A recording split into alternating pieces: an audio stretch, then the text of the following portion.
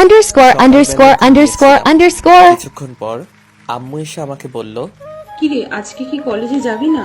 বেলা 10টা বাজে। তাড়াতাড়ি ঘুম থেকে উঠে ফ্রেশ হয়ে নাস্তা করতে আয়।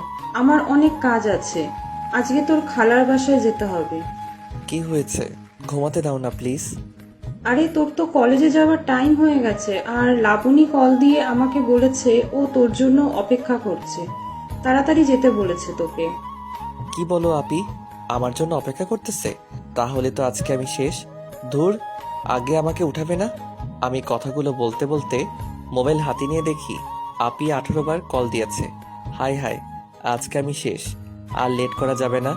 তাড়াতাড়ি উঠে ফ্রেশ হয়ে নাস্তা করে লাবণী আপির বাসার উদ্দেশ্যে রওনা দিলাম। তার আগে আমি আমার পরিচয়টা আপনাদেরকে দিয়ে দেই। আমার নাম অপূর্ব ইসলাম, বাবা মায়ের আদরের বড় ছেলে। একটা প্রাইভেট ইউনিভার্সিটিতে অনার্স প্রথম বর্ষে পড়ালেখা করতেছি। আর এখন যার বাসায় যাচ্ছি সে আমার একমাত্র খালাতো বোন লাবণী ইসলাম অথই। খালা খালুর একমাত্র দুষ্টু মেয়ে। ওনার বাবা সৌদি আরবে থাকেন। বড়লোক বাবার সুন্দরী মেয়ে হলেও অন্যান্য বড়লোক বাবার মেয়েদের মতো আপুর ভিতরে বিন্দুমাত্র অহংকার বোধ নেই। বলতে বলতে চলে আসলাম। এসে আমি আপিকে বললাম, হাই আপি, কেমন আছো? আপি কিছু না বলে আমার গালে একটা চড় বসিয়ে দিল। আমি আপিকে বললাম, এইটা কি হলো?